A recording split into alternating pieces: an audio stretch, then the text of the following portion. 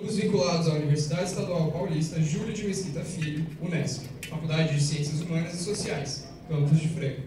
Agradecemos primeiramente aos nossos patrocinadores, Café Olinto, DuckBill e LDSoft, e também aos nossos apoiadores, Associação Atlética Acadêmica, 6 de junho, da Unesp Franca, Associação Brasileira de Legal Techs e Law Techs, a B2L, Associação dos Produtores de Cafés Especiais da Região da Alta Mogiana, a MSC, a Associação Paulista da Propriedade Intelectual, ASP, o Centro Acadêmico de Direito, professor André Franco Montoro, CADIR Unesp, o Centro Universitário Municipal de Franca, Unifacef, o Diretório Acadêmico 28 de Março, DA, FDF, o Grupo Editorial Nacional, Grupo GEM, o Imperador Palace Hotel, a Ordem dos Advogados do Brasil, subseção de Franca, o Sindicato da Indústria de Calçados de Franca, Sindifranca, e a Universidade Estadual de Minas Gerais, UMG, Unidade Frutal. Bom dia a todos e todas. Inicialmente, eu gostaria de cumprimentar e agradecer meus colegas docentes aqui presentes, Dr. José Duarte Neto, coordenador do Programa de Pós-Graduação em Direito desta universidade, professor Dr. José Sérgio Saraiva, vice-diretor da Faculdade de Direito de Franca, professora doutora Nancy Soares, vice-diretora eleita desta unidade, doutora Neide Bueno, da Associação Paulista de Propriedade Intelectual, doutor Vitor Hugo Almeida, vice-chefe do Departamento de Direito Privado desta instituição e vice-coordenador do Programa de Pós-Graduação também desta instituição. Gostaria ainda de ressaltar a presença dos professores José Carlos de Oliveira, vice-coordenador do curso de Direito, coordenador do curso de Direito, que sou eu, e professora doutora Regina Leisner, professora do curso de Relações Internacionais aqui da casa. Gostaria ainda, especialmente, de cumprimentar e agradecer meus queridos alunos da comissão organizadora do GPIDES, que não mediram esforços para que esse evento acontecesse. Meu muito obrigada a vocês que trabalharam diuturnamente durante muitos meses para que esse evento se realizasse. Agradeço ainda a Faculdade de Ciências Humanas e Sociais da Unesp, instituição que sempre acreditou, incentivou e deu oportunidade ao desenvolvimento da pesquisa jurídica nas mais diversas áreas do direito. Agradeço também aos nossos estimados patrocinadores, Café Olinto, DuckBill e LDSoft, por terem acreditado na parceria com o GPIDES para a realização deste maravilhoso evento, e ainda aos nossos apoiadores por terem nos conferido tamanha credibilidade e visibilidade, tanto no meio acadêmico ou no meio profissional. Então, a todos, meu muito obrigada. Caros congressistas, é com imensa honra, satisfação e alegria que venho em nome do GPIDES, do Departamento de Direito Privado de Processo Civil e do Trabalho e do Programa de Pós-Graduação Estricto Sensu em Direito da Unesp, recebê-los no primeiro Congresso de Direito, Propriedade Intelectual e Desenvolvimento Econômico e Social. Desde o início dos anos 90, a Universidade Estadual Paulista Júlio de Mesquita Filho demonstra seu interesse pelo estudo da propriedade intelectual, bem como o papel da universidade no avanço econômico e industrial brasileiro. Tal interesse se tornou claro quando, em maio de 1991, sob a coordenação do então professor desta casa, João Grandino Rodas, titular do curso de Direito, História e Serviço Social de Franca, organizaram o primeiro encontro brasileiro de propriedade intelectual em universidade.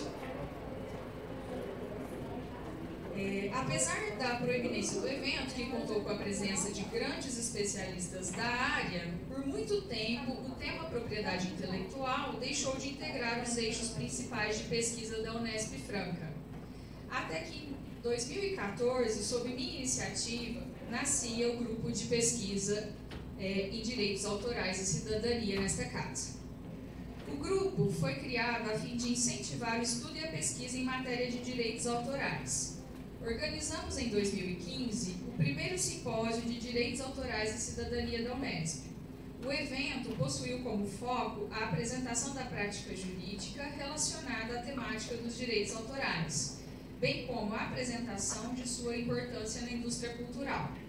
Desta forma, contou com diversas conferências abordando temas como a proteção das expressões culturais tradicionais, a importância cultural do cinema e as implicações jurídicas da produção de uma obra cinematográfica, das biografias não autorizadas sob a ótica do Supremo Tribunal Federal e sua relação do direito de imagem, com o direito de imagem.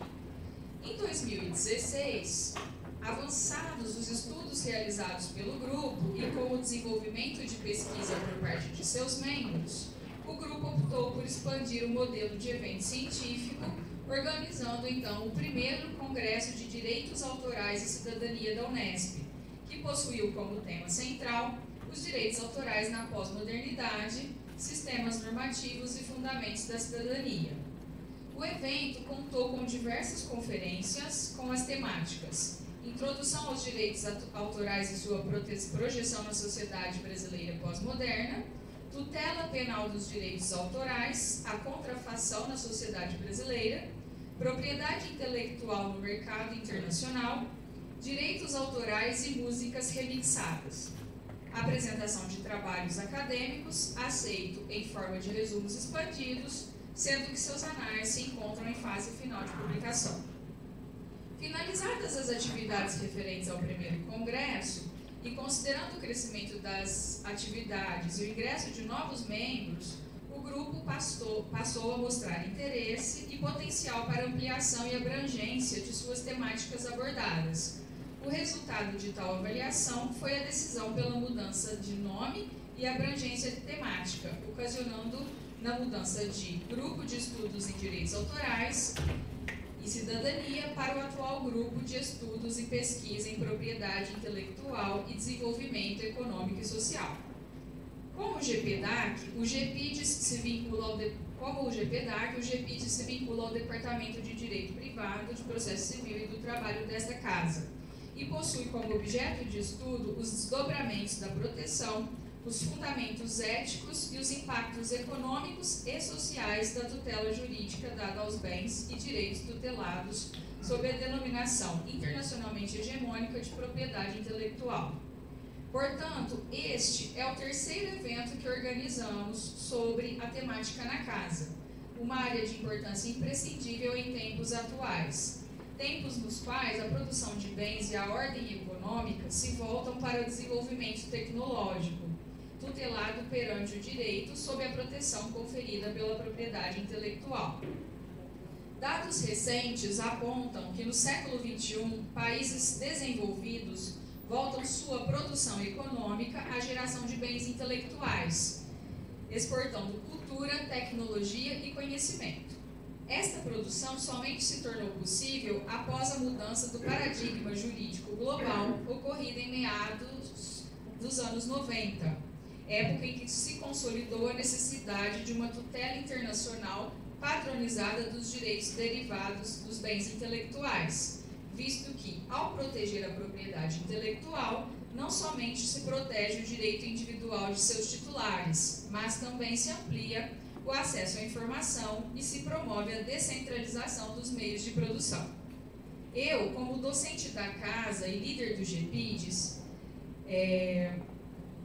busco a integração de uma rede de pesquisadores vinculados às mais diversas instituições de ensino e pesquisa com um propósito claro: a promoção do desenvolvimento econômico e social brasileiro através da proteção e tutela jurídica da propriedade intelectual. Portanto, em nome do GPIDES, desejo a todos um ótimo congresso e que as sessões e trabalhos aqui expostos sejam capazes de estimular novos questionamentos, novas pesquisas e novas buscas em prol do desenvolvimento de nossa área científica, de nossos profissionais, bem como de nosso país. Muito obrigada a todos pela presença.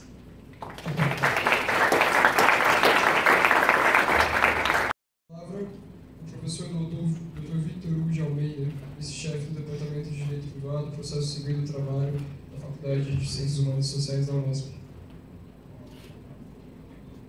Bom dia a todos e a todas. Saúdo a todos e a todas, primeiramente a composição da mesa, na pessoa da professora doutora Luciana Lopes Canavês. Gostaria de endereçar aí meus cumprimentos a toda a comissão organizadora, reiterando o que foi dito pela professora Luciana, porque nos tempos de hoje sabemos que é quase um desaforo organizar um evento, né? Corremos aí contra todas as intempéries relacionadas a tempo, a custos, né? Como se não coubessem mais espaços como esse de construção do conhecimento da universidade, mas cabem. Gostaria também de dizer da importância desse evento, primeiro pelo que foi asseverado pela professora Luciana Lopes, e por isso teve todo o apoio do Departamento de Direito Privado de Processo e Direito do Trabalho, porque esse é um momento de, nada mais, de construção do conhecimento. É aqui que é o espaço adequado para isso, para se discutir ideias, para se discutir uma sociedade que se reinventa todos os dias, como bem dito pela professora Luciana, desde a década de 90, com a advento da globalização e da sofisticação tecnológica e a expansão que tivemos aí no nosso país.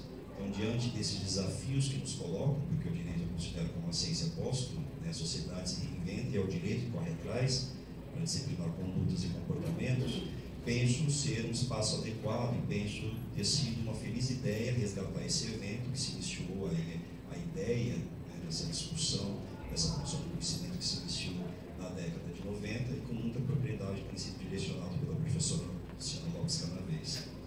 Então, são essas minhas palavras, espero que todos tenham aí um frutífero evento.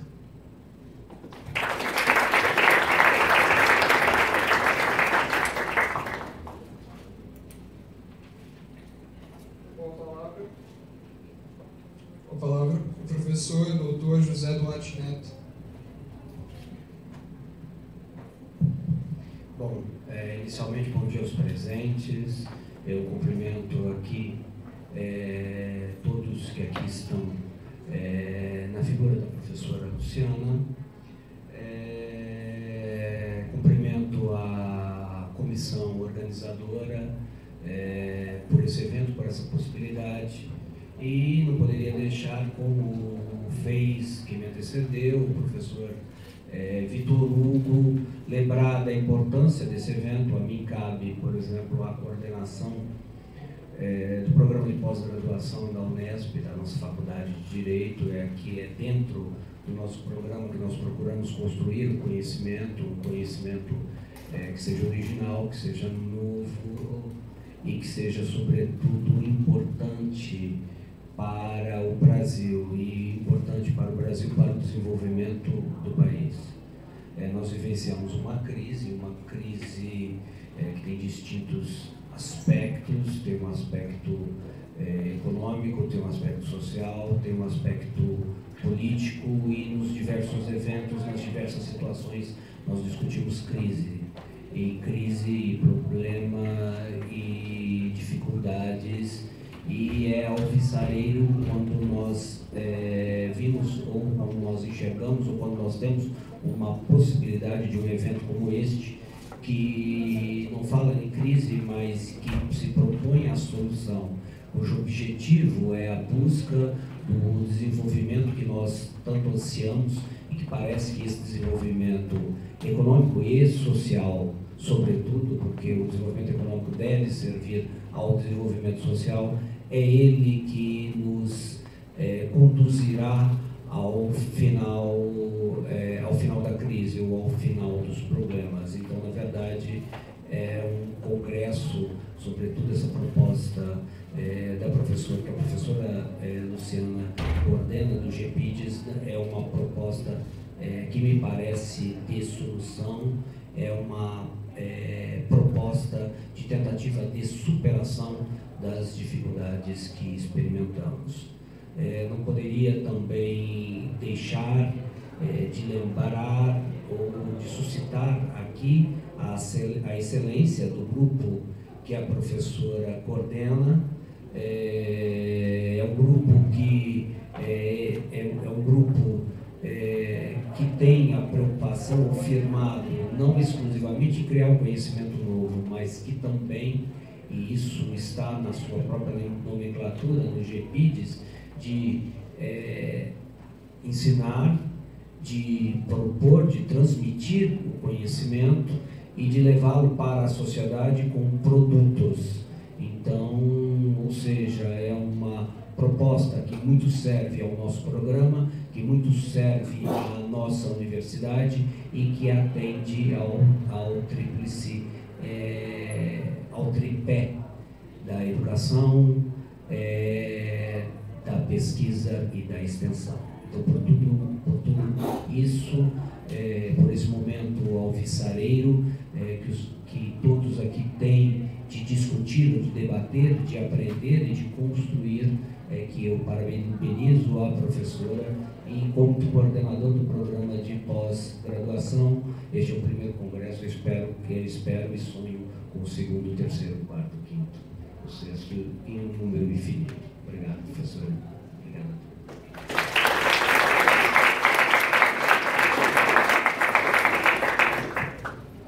Com a palavra, o professor doutor José Sérgio Saraiva.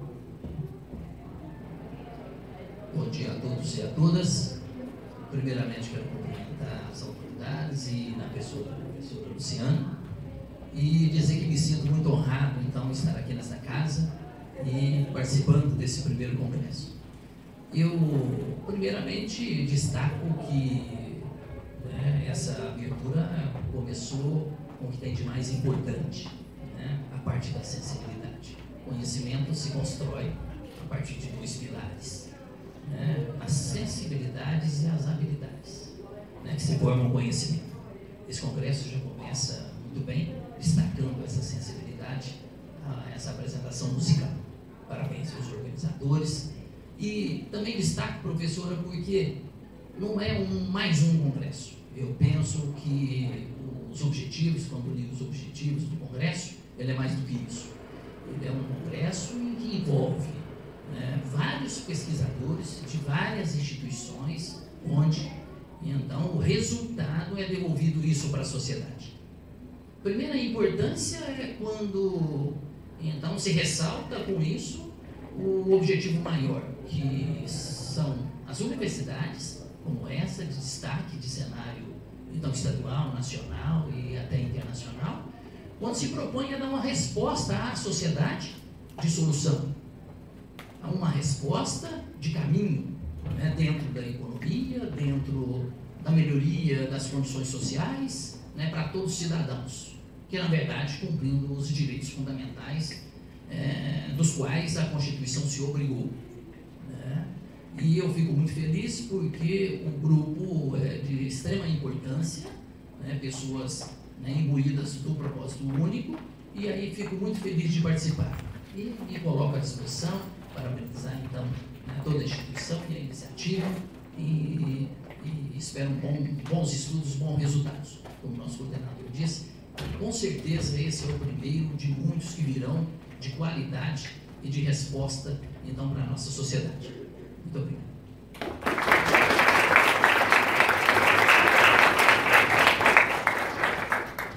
Com a palavra, a professora doutora Nancy Soares. Bom dia a todos e a todas. Primeiramente, gostaria de dizer que é um prazer imenso estar aqui. Cumprimento a mesa em nome da professora Luciana, agradeço o convite também de estar aqui. E acho muito importante a realização desse congresso, que é o primeiro congresso de Direito de Propriedade Intelectual e Desenvolvimento Econômico e Social. É uma temática atual, como disse a professora Luciana, e relevante. Entendo que merece essa discussão, essas reflexões e também pesquisa nesse campo. Eu estou aqui como vice-diretora eleita, o professor Murilo não pôde comparecer, que ele está viajando, e quero dizer a vocês os meus agradecimentos a todos aqueles que votaram em nós. Nós pretendemos fazer uma gestão administrativa, mas sobretudo política, principalmente nesse momento de crise, e pretendemos fazer também uma gestão proativa democrática e participativa. Desejo a todos vocês muito sucesso aqui no evento, que eu tenho certeza que vai ser. Muito obrigada a todos. E aproveito também para convidar todos vocês a participarem da nossa posse, que vai ser no dia 15 de junho, né? O reitor já confirmou a presença e para nós é muito importante todos vocês participarem. Muito obrigada. Desejo muito sucesso ao evento.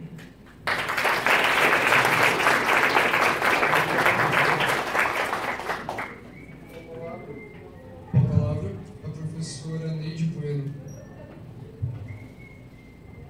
Bom dia a todos. Queria fazer uma breve apresentação, porque aqui nessa mesa eu sou a única que não sou a prata da casa, né? Sou um ser estranho aqui, para a maioria. Então, eu particularmente sou advogada, milito na área de propriedade intelectual há cerca de 40 anos, mas bem nova, tá?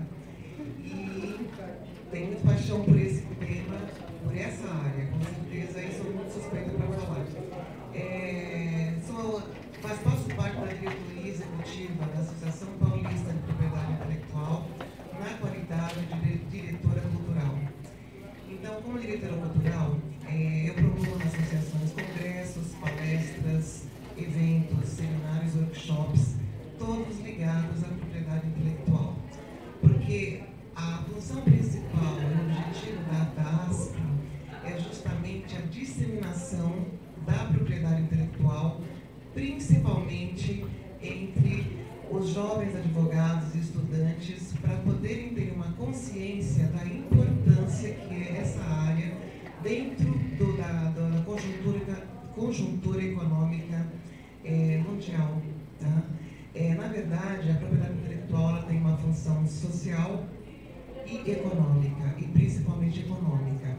Ela é uma ferramenta de competitividade e a gente deve compreender muito toda a amplitude que existe dentro das matérias e dos direitos de propriedade intelectual, porque é muito importante para o desenvolvimento econômico, principalmente de países em desenvolvimento como o Brasil.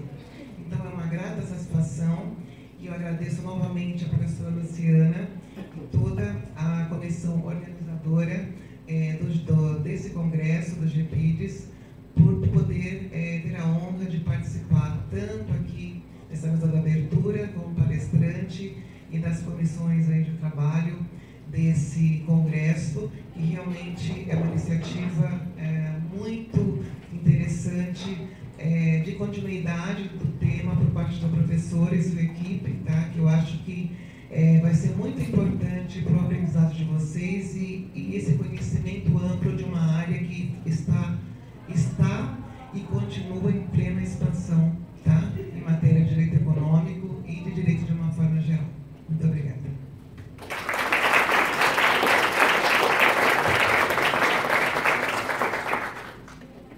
Agradecemos a presença dos componentes da mesa de abertura e os convidamos a ocupar o lugar no auditório para que assistam à continuidade da programação.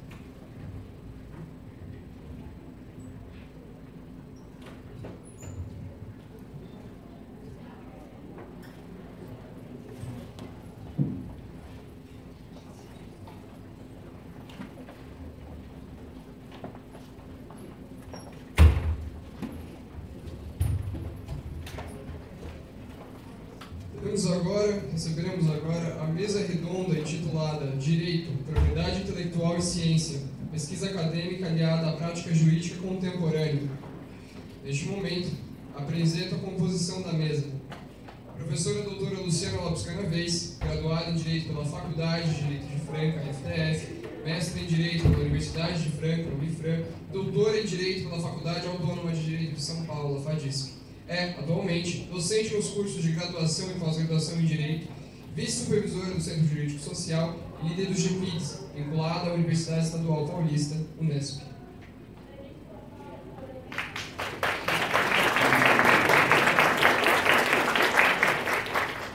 Convido à mesa a professora doutora Regina Cláudia Leisner, graduada em Ciências Sociais pela Universidade Federal de São Paulo, de São Carlos, UFSCar, mestre em Ciência Política pela Universidade Estadual de Campinas, Unicamp, doutora em Ciência Política pela Universidade de São Paulo e pós-doutora pelo Instituto de Governo e Políticas Públicas, IGOP, da Universidade Autônoma de Barcelona. É atualmente docente do curso de graduação em Relações Internacionais e pós-graduação em Stricto Sensu em Direito da Universidade Estadual Paulista, Unesp, além de coordenadora do Núcleo de Estudos em Políticas Públicas, NEPS.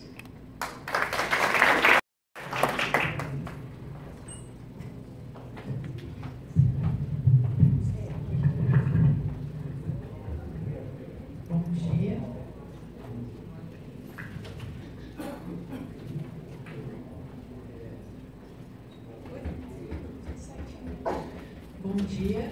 Em primeiro lugar, queria muito agradecer o convite ao GPIDS como um todo, em particular a professora Luciana, pelas palavras tão gentis ao me receber aqui na mesa. Muito obrigada pela parceria, pela generosidade, e também sou sua admiradora aí nas nossas lutas, né? Eu acho que não são sonhos, são lutas, né? Eu acho que, reforçando a sua fala, já pegando o gancho nela, que está intimamente ligado ao que eu vou falar em seguida, na verdade, não só a academia pode, mas deve, né, se confrontar com essas questões e por elas lutar. Então, já indo direto ao assunto, sem maiores delongas de apresentação e tudo mais, acho que a maioria me conhece, eu sou prata da casa, né? Então, a gente pula essa parte que a gente ganha uns minutinhos que no final da fala ficam assim preciosas. Eu vou tentar, estava tentando aqui abordar, ao preparar a minha fala, tentando abordar um pouco de tudo, né, sem ser superficial, e trazendo algumas contribuições numa área que me é muito cara, que é a pesquisa, a construção metodológica da pesquisa e todo o debate. Eu não sou filósofa, mas de alguma maneira toda a discussão mais filosófica e ao mesmo tempo aplicada, né? Então, nesse sentido, eu tentei construir uma fala que eu vou começar um pouquinho de trás para frente do título da mesa. Então, eu vou falar um pouquinho da ciência, depois eu vou falar um pouquinho da pesquisa acadêmica, aí eu vou falar um pouco disso no direito e, por fim, amarrando tudo em relação à propriedade intelectual.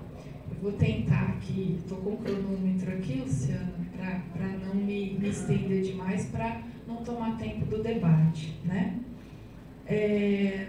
Para a gente falar muito rapidamente, então, começando pela discussão sobre a ciência, toda a ciência, né, isso é mais do que sabido, vou trazer algumas proposições aqui que eles são conhecidas, obviamente, mas só para a gente pautar um pouco a nossa reflexão de uma forma mais sistemática, já que a gente está falando disso, né, aproveitando o ensejo na própria lógica do raciocínio. Então, três componentes constituem fundamentalmente essa atividade humana, né? A descrição, a descoberta de irregularidades, a formulação de leis e teorias. As características centrais da ciência são: ela é lógica, ela é determinística, ela é geral, parcimoniosa, específica, empiricamente verificável, intersubjetiva e aberta a modificações.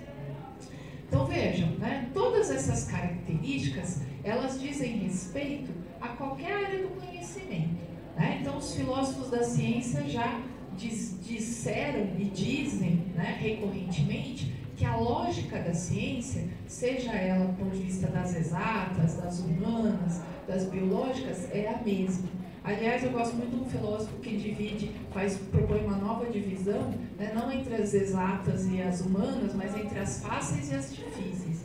E as difíceis são as nossas. Embora a gente olhe para aquelas teorias, né, do pessoal das exatas, né, que são números, né, a linguagem deles é a matemática, diferente da nossa, que é a filosofia, e a gente acha aquilo muito difícil, né? Mas vai estudar ser humano, né? Principalmente nas suas inter-relações sociais, né? Então isso é muito mais complicado. Então, já adianto aí a minha fala para os perrengues, né, para ser bem popular, né, porque é isso mesmo que se trata, pelos quais nós passamos nessa aventura antropológica ou sociológica, como dizem alguns especialistas. o debate, que por mais que se diga resolvido em alguns manuais e na academia soa deselegante assumir isso publicamente, nós somos sempre questionados até que ponto a gente faz ciência. Vocês ainda que estão na área de ciências sociais aplicadas sofrem um pouco menos isso. Nós, né, sociólogos, cientistas políticos, mais ainda. Então, se questiona muito o status científico das ciências sociais. Quais são as críticas mais comuns? Primeiro, a questão da trivialidade, como a professora Luciana apontou bem, né? A gente fala de perfumaria, né? Coisa importante é o que a Marilena Chauí sempre fala, é aquilo que tem utilidade. Qual é a utilidade de um advogado? Só que o cara está preso, que ele lembra de um, né? Ou está prestes a ser. Qual a utilidade de um cientista político, então? Né? Meu irmão, carinhosamente, muito otimista, falava assim: Regina, para que você está estudando? Para ser desempregada? Quem vai te contratar? Para você organizar os trabalhadores contra eles? Né? Se for uma empresa, né? Que tipo de carreira você espera? Né? Segundo, podem ser citados casos contraditórios, porque nós, nas ciências humanas, assumimos de forma mais declarada que a ciência é sempre probabilidade e ela é, de alguma maneira, vinculada a visões de mundo, mais ou menos neutras. Mas o Weber já dizia que não existe a neutralidade kantiana, durkheimiana. Isso sim é um sonho, né? Então, nós assumimos a contradição, às vezes nós até a tomamos como objeto de estudo, diferente dos nossos colegas das exatas. E, por fim, pode-se argumentar que as pessoas envolvidas podem perturbar a regularidade da observação. Nossos amigos físicos, químicos, não tem problema com isso, né? Mas nós ainda bem temos e assumimos, né? Que bom. Quais são as respostas das ciências sociais?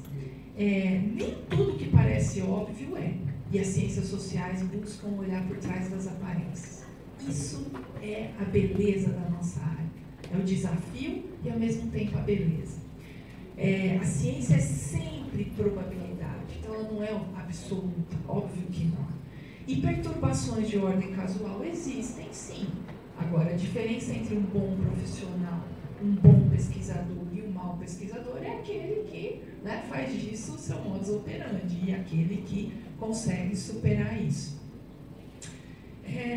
Então, nesse sentido, é que, diante dessas questões, dessa reflexão mais ampla sobre a ciência e sobre as especificidades das ciências sociais de forma mais geral e também naquilo que, obviamente, corresponde à área do direito, a gente vai para a discussão da pesquisa. Então, a pesquisa, né, pegando uma das milhares de definições possíveis, é um procedimento reflexivo,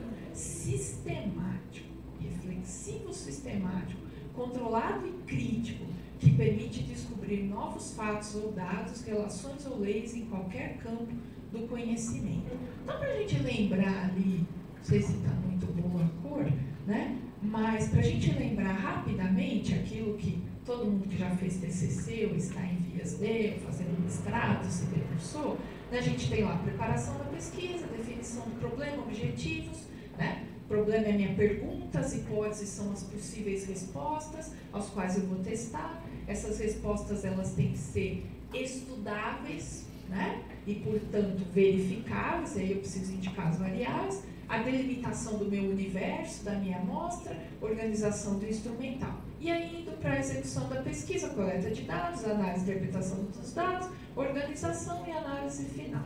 Bom, vou trazer um trechinho aqui para vocês, de um filme, que eu, apesar de tomar um tempinho a mais de vocês, eu acho que é um filme bem interessante para a gente pensar um pouco nessa lógica da ciência, nos desafios que acometem e fazendo esse vínculo com a ideia da construção da propriedade intelectual como um conjunto social de elementos, né?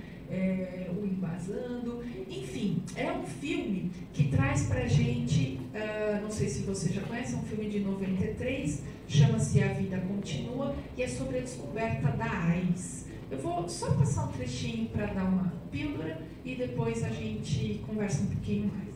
Deixa eu ver se eu consigo aqui. Tem som? A qualidade do vídeo não é das melhores, mas...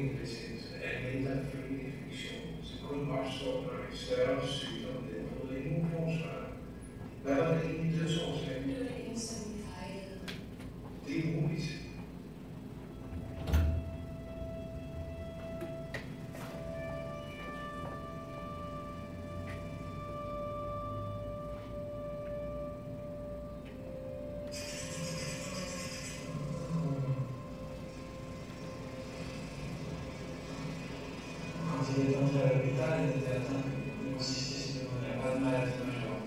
Ensuite, il a développé un champignon dans la bouche, ces plaques sur les bras, cette mycose sur toutes les jambes. Maintenant, à cause des mycoses, il pourrit dans son plasma, son sang, il a touché.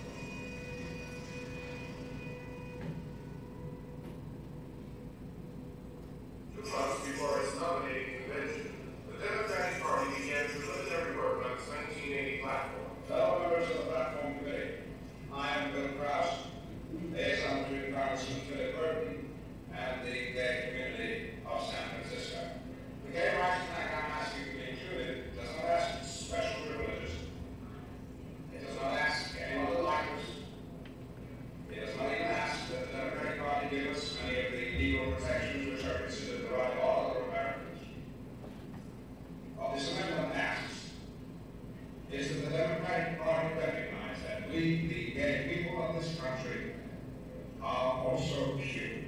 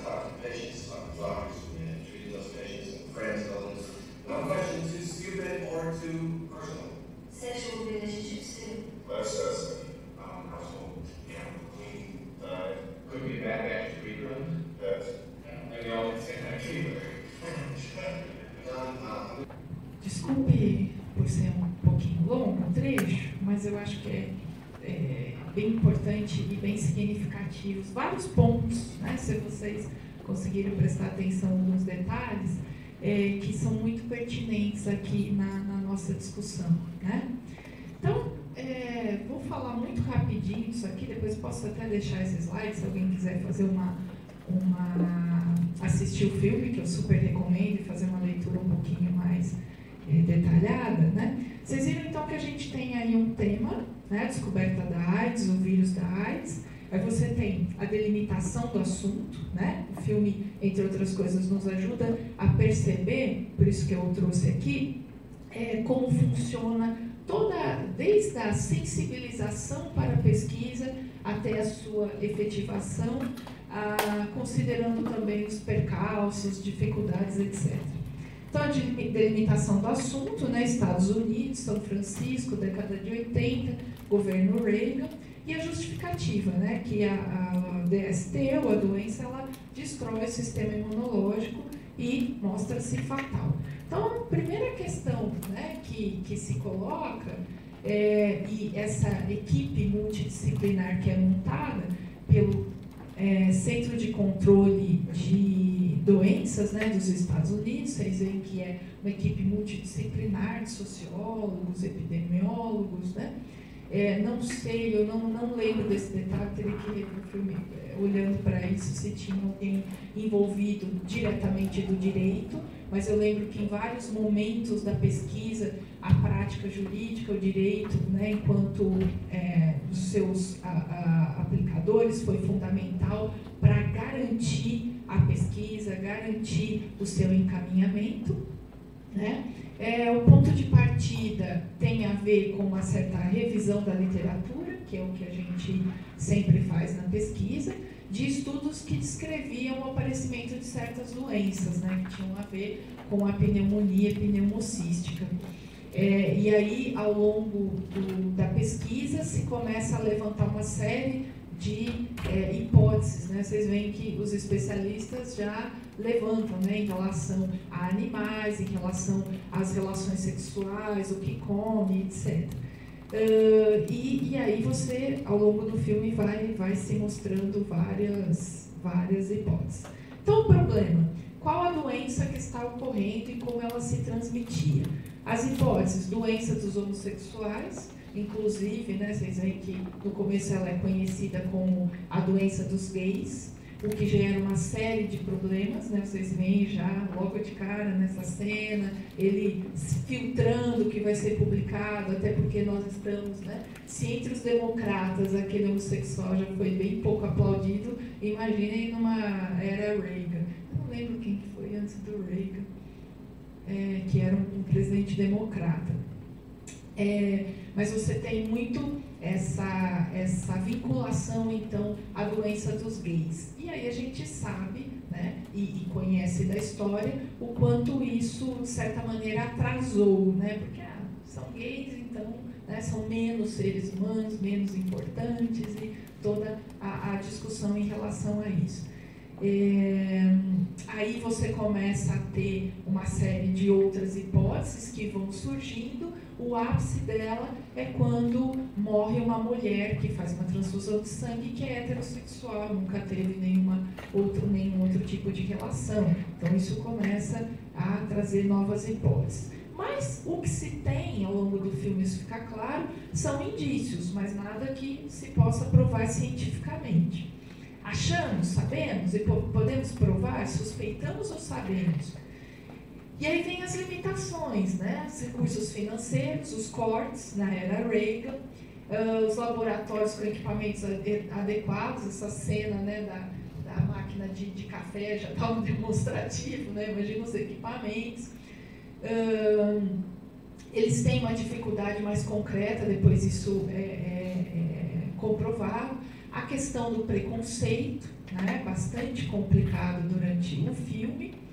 E uma das questões que eu não coloquei aqui, né, essa vaidade entre os pesquisadores, e que tem muito a ver com a nossa discussão aqui de propriedade intelectual, inclusive, né, que existia um pesquisador, o Dr. Gallo, que era um francês, que ele tinha várias pesquisas sobre o retrovírus. À medida que vai avançando a investigação, se faz uma vinculação com a questão do retrovírus, mas como o pesquisador era estadunidense e o Dr. Gallo não queria dividir informações com ele, você vê aí uma questão pessoal, de alguma maneira atrasando, e as mortes aumentando, atrasando a pesquisa. Então, tem muitos aspectos que você colocou.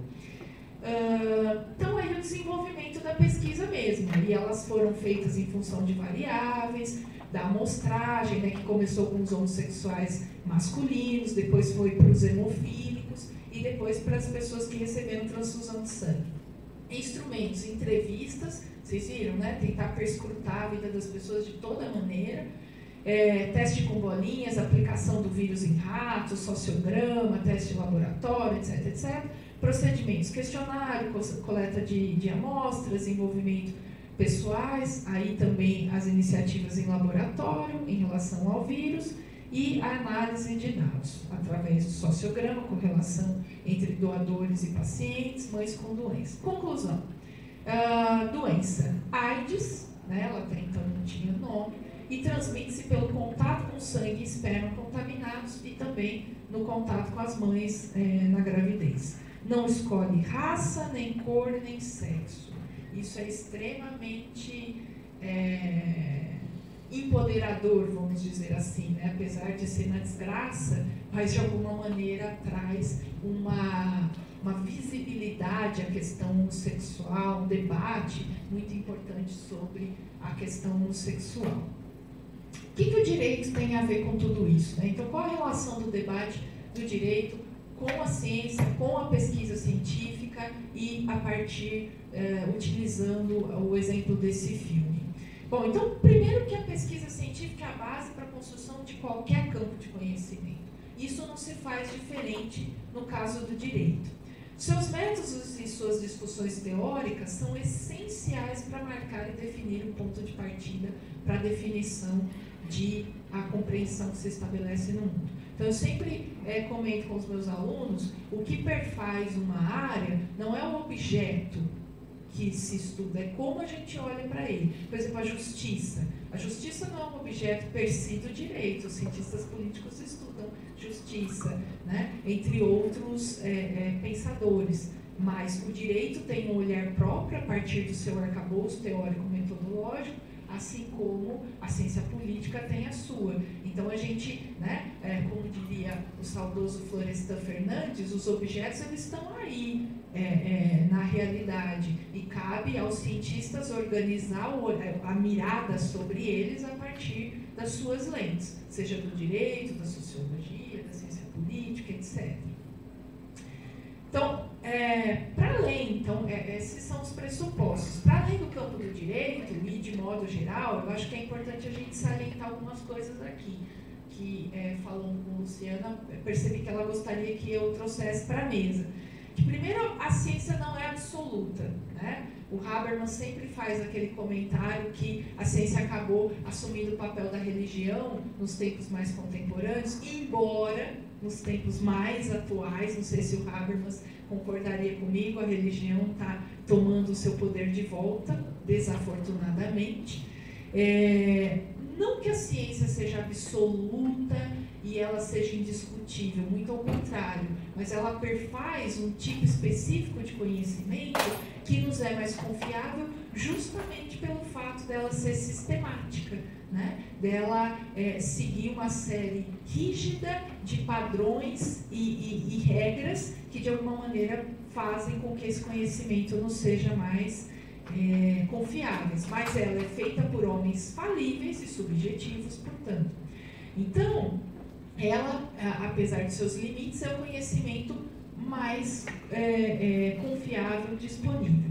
Mas para que exista essa confiabilidade, a gente precisa desses métodos rígidos e sistemáticos que garantam a replicabilidade da pesquisa, né? Não dá para fazer uma pesquisa que ninguém possa replicar. Isso não é pesquisa, isso aí é autoanálise, sei lá o quê, mas não é pesquisa, né?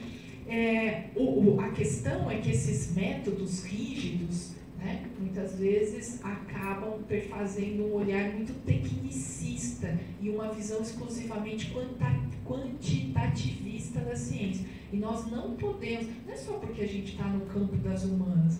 Veja, o que adiantava no caso da pesquisa sobre a AIDS, a gente fazer só quantificar os casos? Você tinha que fazer uma entrevista em profundidade para tentar ver quais eram os hábitos das pessoas, o que acontecia, para de alguma maneira tentar delimitar como é que essa doença ela acabava, né, se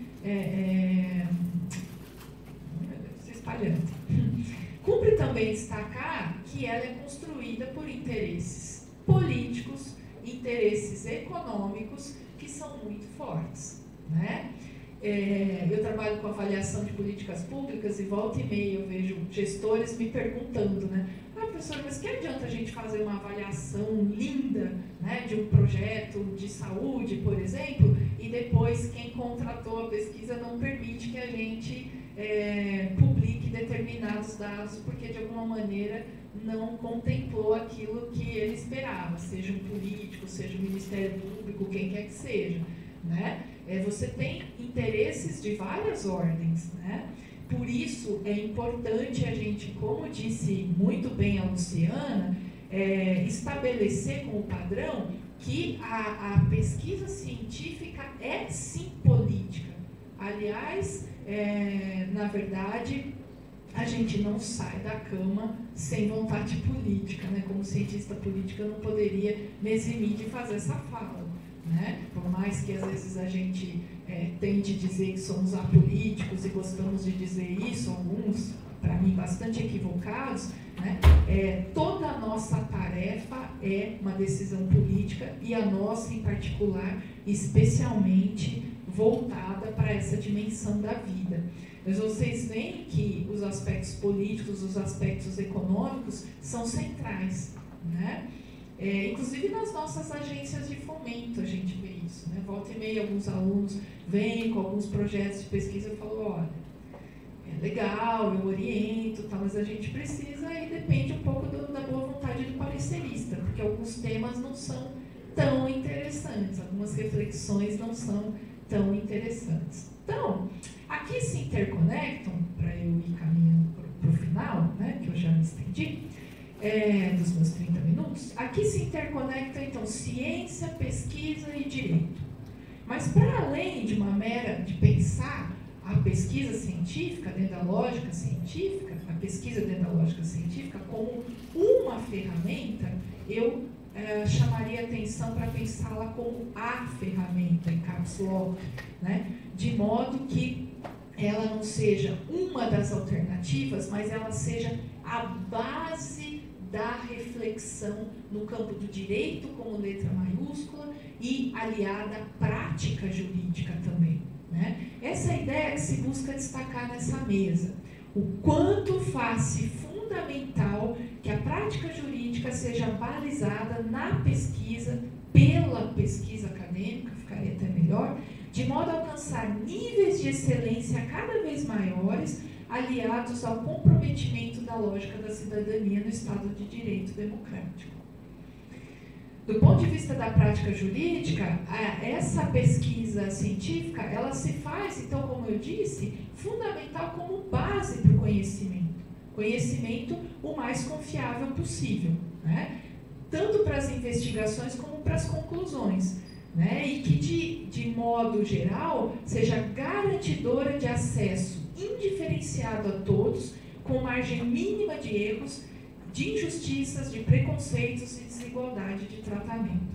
No caso do filme, demonstrou-se a relevância da pesquisa levada a termo pelo Centro de Controle de Doenças, mas ela poderia ser aplicada em vários outros espaços, entre magistrados, promotores de justiça, delegados, defensores, advogados, né? Por exemplo, eu recentemente orientei um trabalho sobre liberdade assistida, né? Como é que um juiz vai deliberar sobre o caso de um adolescente se ele mal conhece o desenvolvimento dos adolescentes, como é que se dá? Por exemplo, esse debate sobre a maioridade penal. Né? Tem um debate que os psicólogos trazem, que nos é muito caro, dessa diferença entre o pensamento autônomo e o pensamento heterônomo. Ou seja, quando é que nós nos tornamos autônomos, efetivamente independentes para a tomada de decisões? Gente, a psicologia há séculos tem estudado isso. Como é que eu, como juiz, vou ignorar tudo isso? Ou como promotor de justiça da infância e adolescência? Como um advogado com uma causa desse porte? E, nesse sentido, como último e não menos relevante, né, do aspecto do nosso debate, cumpre salientar que a ciência ela deve ser cumulativa e disponível amplamente. Disso decorre seu caráter público a qual se referia a Luciana. Fundamentalmente estando nós numa universidade pública, que é onde se faz ciência no caso brasileiro. Infelizmente, as nossas faculdades particulares, né, acabam não entrando muito nessa seara, o que é uma pena, e acaba, né, ficando isso ilhado aqui dentro, o que faz a nossa responsabilidade aumentar e muito.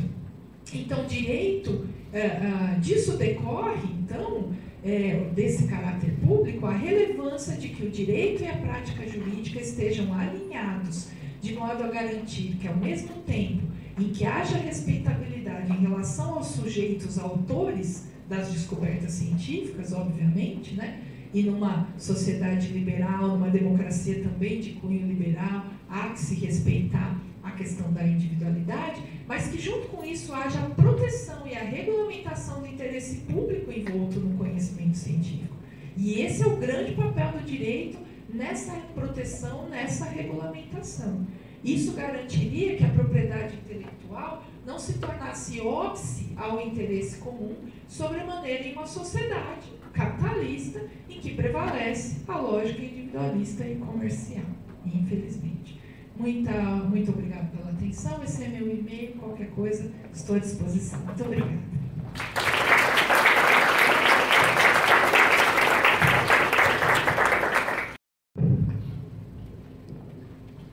Bom dia a todos.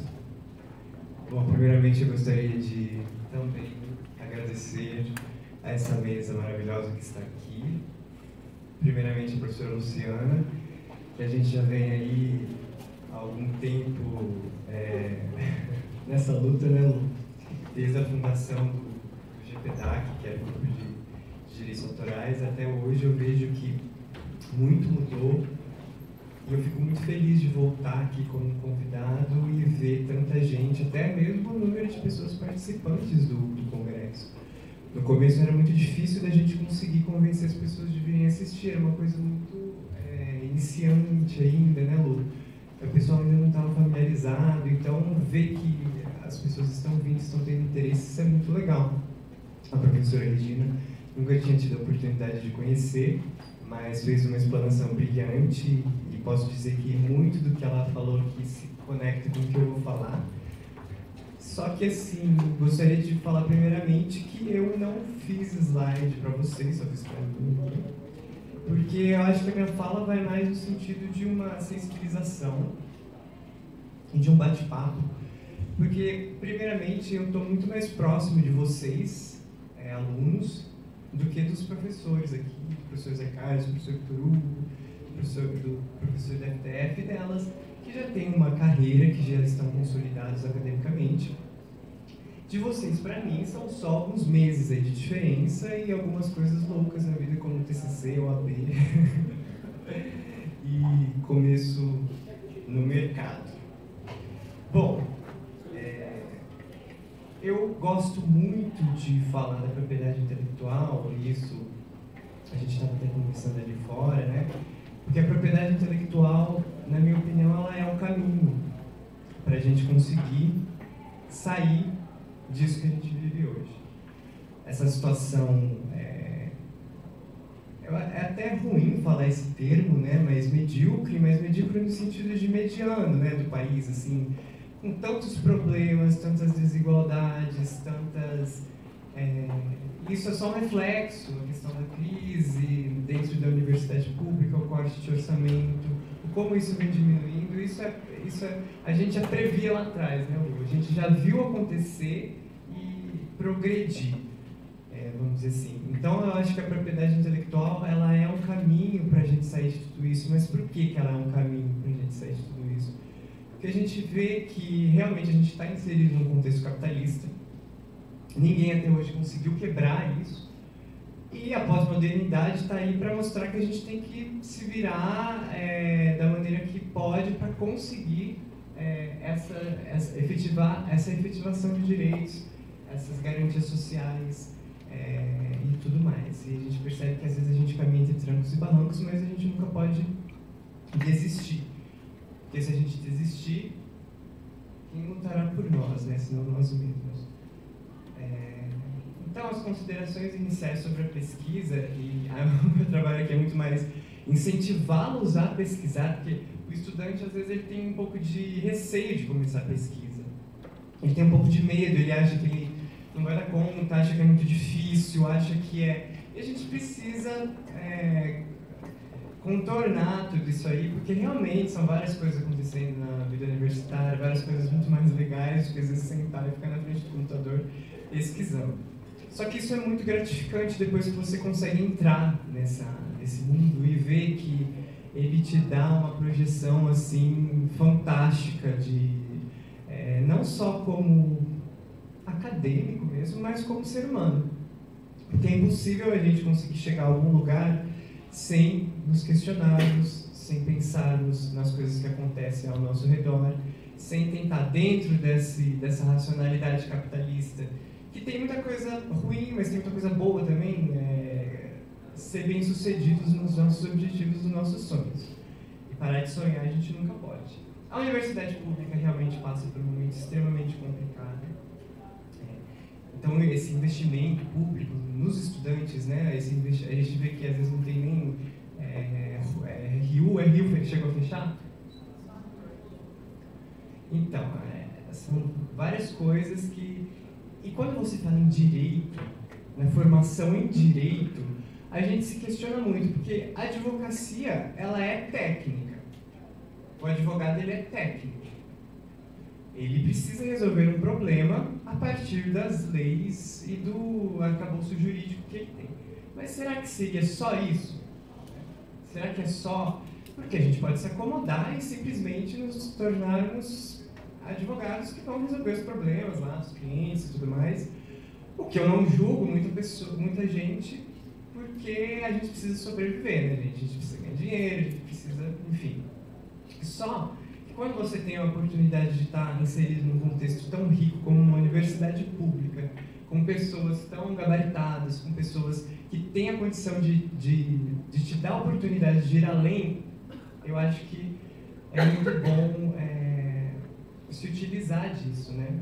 Então, acho que a produção do conhecimento, ela não pode estar dissociada disso, né? E nesse meio a gente começa com vários questionamentos, por exemplo, qual é o futuro da universidade pública? Qual é a direção que caminha o pensamento jurídico? E qual que é a contribuição que estudantes brasileiros podem dar para o pensamento jurídico, né? Que a gente estuda muito no direito, vários nomes, vários doutrinadores de fora, a gente conhece pessoas brasileiras que se destacam no pensamento jurídico, isso assim, não temos dúvida. Você vê um Pontes de Miranda, você vê um Rui Barbosa aí, historicamente, né? Mas a gente pensa que eu, como estudante, posso, né, contribuir para isso. É bem assustador, né? Então, começar, se eu puder dar um conselho, pela humildade de saber que realmente nós somos estudantes e que nós não sabemos nada. E essa humildade, ela vem no sentido nem de você se colocar superior a algo ou alguém, e nem de você se colocar inferior a algo. É você ter a plena noção do que você é. Se encarar como você é. Um estudante que está começando e que tem um futuro brilhante pela frente e que vai conseguir, com muito esforço, dar a sua pequena contribuição para o conhecimento. Porque nem o mais gabaritado e letrado e tudo mais, se a gente comparar o conhecimento dessa pessoa. Com o conhecimento, nós somos aquele grãozinho de areia que vai ajudando a formar a praia gigantesca do conhecimento. Né? Bom, em relação à propriedade intelectual, eu acho importante a gente situar o conceito de propriedade intelectual atualmente, porque a gente, como a Lu mesmo disse, existe a vertente do poder econômico, existe uma vertente mais, vamos dizer assim, social. Só que a visão patrimonialista é uma visão de compartilhamento. Né? Só que o que eu penso, assim, é uma opinião pessoal, que até passo para vocês não precisam concordar com isso, eu acho que cada um é livre para pensar da maneira que quiser. Não existe como você dissociar isso. E se você realmente parte de um pressuposto que elas estão separadas desde o começo, você já falhou. Porque o poder econômico, ele sempre vai ser o poder econômico. E se a gente pensar um contexto social não estando aliado com esse poder econômico, as chances de fracasso são gigantescas.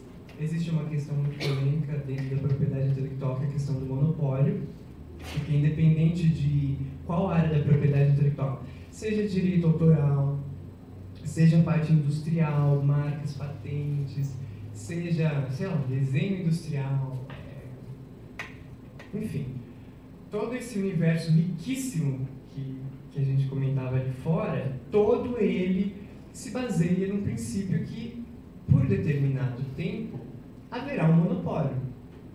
E esse monopólio não pode ser encarado como algo nefasto e como algo que vai de encontro, né? Que bate, que se choca com a questão social. Até porque é a partir desse monopólio temporário que a gente consegue, vamos dizer assim, atrair os diferentes atores aí dentro de um mercado globalizado internacional para investir e colocar dinheiro nos lugares certos, estratégicos, a fim de ter uma produção de conhecimento. Porque, gente, a instituição privada, ela tem, você vê lá, você entra, sei lá, no Itaú, na Bayer, em qualquer instituição privada, sei lá, quando você vai fazer trainee, ou quando você vai atrás de se inserir nesse ramo aí, você vê que as empresas têm objetivo e ela tem missão. O objetivo de toda empresa é o lucro, porque ela precisa se perpetuar, vamos dizer assim. Só que o que eu queria chamar a atenção para vocês, é na questão da missão. Porque cada vez mais a gente vê um movimento, isso não só no Brasil, mas no mundo, de transformar a missão da empresa em algo, vamos dizer assim, sustentável, algo que esteja relacionado com a sociedade. Porque a gente sabe que se não houver a sociedade, por consequência, não vai haver empresa. Né? Então, aí vocês já começam a imaginar os desafios, né? Num contexto onde a gente tem uma situação burocrática e política do Brasil extremamente complicada, que muitas vezes afasta a iniciativa privada. E quando eu falo em iniciativa privada, por favor, não levem como vilão o tio Sam querendo explorar, porque cada vez mais a gente fala de um mercado mundial disruptivo, seja lá o que isso queira dizer, mas pensando mesmo na sustentabilidade e como todos caminhamos para um futuro melhor, né? Porque a gente nunca pode olhar para o futuro como algo calamitoso. A gente tem que ter esperança. É muito bom estudar propriedade intelectual, porque ela começa historicamente num período muito interessante ali no final de Idade Média, quando os Estados modernos começam a se, vamos dizer assim, se firmarem, né? Vocês sabem que a burguesia começa a apoiar o governante, o monarca, né? Então é o momento que surgem aí as grandes dinastias, por exemplo, a dinastia Tudor na Inglaterra, e é exatamente depois de Henrique VIII. O Henrique VIII teve uma vida bem atribulada na Inglaterra, e a filha dele, que era uma rainha católica, a Mary Tudor, que matou ela foi conhecida como Bloody Mary, eu acho que vocês se lembram dela. Se casou com Filipe de Espanha, que Espanha era a maior potência mundial.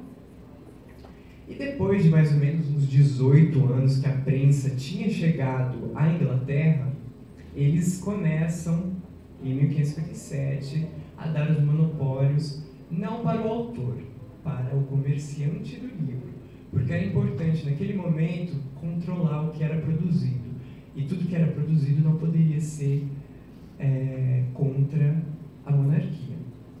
Então, desde aí a gente já percebe o começo do copyright, que depois teve o Copyright Act com a Rainha Ana, o embrião do direito autoral. Com a Revolução Industrial, a gente percebe que entra em cena muita coisa, porque a indústria começa a se apropriar não só dessa parte cultural, de literatura, de teatro, de música, mas também de uma parte industrial relacionada a invenções. E nesse período de Revolução Industrial é o que caminha para o que a gente tem hoje, como o mundo caminha para o que a gente tem hoje, entendeu? A importância de se inventar, a importância de se estudar, a importância de se ir atrás de remédios, a importância de se ir atrás de invenções, de tudo. Então, nasce patente, nasce marca, nasce desenho industrial, nasce tudo que vocês podem imaginar. E a gente vê que, para costurar tudo isso num contexto de nova ordem mundial aí com a globalização, com o advento da OMC, para as potências poderem ter o acesso ao mercado consumidor dos outros países, o que era necessário para entrar nesse clube? Assinar o TRIPS, que eu já falei em outras ocasiões aqui, né? Que é o tratado que fala sobre a questão de propriedade intelectual. A gente tem outros anteriores ao TRIPS, como a CUP, enfim, que também são muito importantes, mas o TRIPS, ele realmente impõe essa nova ordem mundial. A gente está inserido nessa nova ordem mundial, é uma loucura. Tem dia que a gente acorda e fala, gente, o que é isso? Mas é o que a gente tem. E assim, se conseguimos desenvolver um pensamento que consegue ir ao encontro e não de encontro, e consegue se aliar a tudo isso, a gente consegue ter as garantias mais resguardadas e tuteladas, porque o direito, e aí a gente volta um pouquinho para a questão metodológica, o direito ele tem que ser encarado como uma ciência, assim como o restante das ciências que estão aí estudando o ser humano. Não tem como você não encarar o direito como uma ciência. Mas, e aí, pela segunda vez falo, isso é uma opinião minha como pesquisador iniciante aí, vocês não precisam ter essa mesma opinião, porque eu fui cobra criada do Bucô. O direito ele é limitado, a gente não pode querer que o direito seja o salvador da pátria das coisas. O direito ele é algo limitado. Primeiro, ele é póstumo, ele vem a reboque de tudo. Depois que aconteceu é que vem o direito. A gente tem inúmeros pensamentos, eu não coaduno muito com o pensamento de que o direito é formado por fato, valor e norma, o pensamento do Miguel Reale eu respeito inteiramente, mas quando você encara o direito como norma, e quando eu falo norma, tomem muito cuidado, não é a letra de lei, não é o texto escrito, a norma ela vai muito mais além do que isso. Se a gente entra um pouco no pensamento de Kelsen, que não está ultrapassado, vieram muitos depois dele que ajudaram a aprimorar o pensamento, mas a base, se vocês pensarem, ela ainda é sólida. O Kelsen trabalha com uma ideia do Zoller, que é o dever, e o Sein, que é o ser. É algo muito filosófico, e a norma ela aparece justamente no momento em que você não pode mais apenas ser o Sein, ser o ser. Você tem que colocar uma figura aí, que é o dever. Porque se você não coloca o dever, a sociedade pega fogo. Simplesmente você não consegue, porque o Sein é aquela coisa quase freudiana da função de você fazer aquilo que naturalmente você, como animal, tenha o impulso de fazer. E isso é um mundo desse jeito, é um mundo impensado. E a norma nasce justamente dentro disso. A norma, ela é um ato de alguém que tem o poder de instituí-la. Então, você, pensando nisso, num contexto globalizado, num contexto de propriedade industrial, a norma de propriedade intelectual, ela aparece advinda dessa grande organização mundial econômica, que é a união de países e superpotências que têm um interesses comerciais em comum, certo? Então ela é uma norma, vamos dizer assim, muito comercial. A propriedade intelectual está inserida numa parte do direito empresarial. Então, justamente a gente percebe que é muito legal você pensar nessa questão de qual foi o interesse em produzir a norma, quem tem o poder de instituí-la. E a partir do momento em que não se a cumpre, se deixa o Zollern pelo Sein, vem a base, que também é uma das bases do pensamento gaussiano, que é a sanção. E o mundo está cheio de sanções por aí, basta você cometer algum menor delito, você vai ver que a sanção vem. Então, o direito é isso. Só que o operador de direito, ele não pode se conformar apenas com o direito. E é aí que a gente dá as mãos para a professora Regina, dá as mãos para todos os outros pensamentos sociológicos, antropológicos,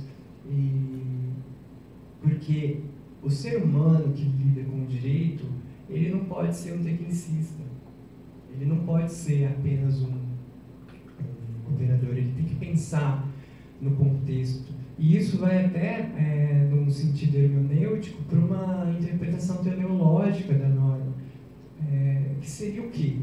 Você pensar a norma no momento que ela...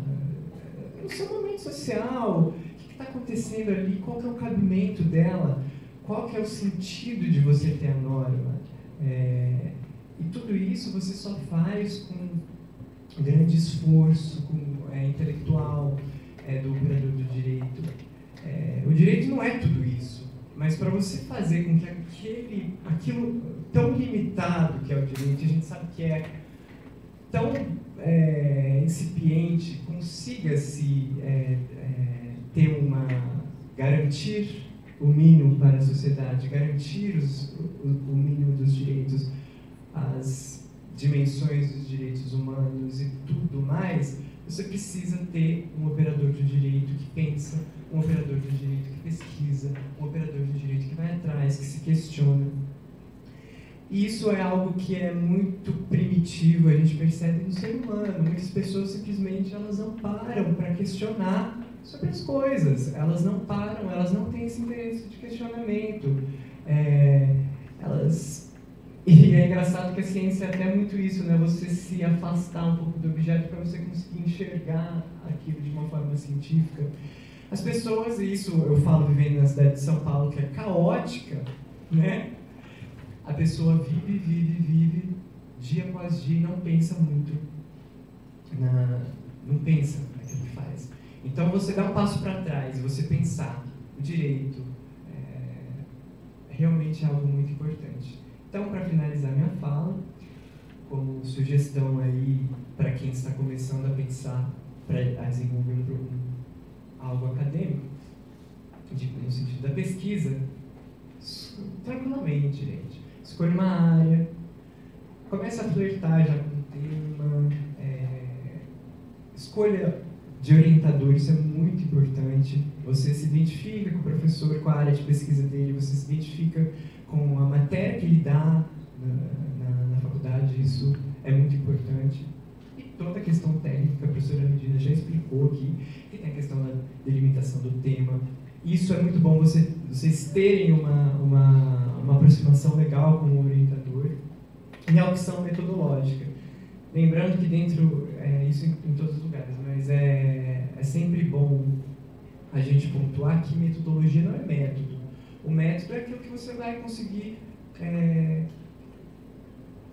colocar, vamos dizer assim, praticamente e desenhar e amarrar para tocar o projeto. Mas a metodologia ela vai além disso, ela engloba o método, mas ela também é o arcabouço, vamos dizer assim, de pensamento e a linha de pensamento que você escolhe para o seu trabalho.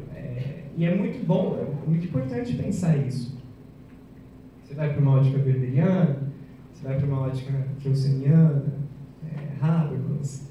É bom vocês lerem tudo isso, ver, porque o conhecimento você consegue, a partir do objetivo, ir delimitando e conseguindo chegar a partir de uma linha de pensamento. Né? Eu agradeço muito, acho que eu já devo ter estourado o tempo, estou em cima, já vou terminar. Quero dizer que eu estou muito feliz aqui.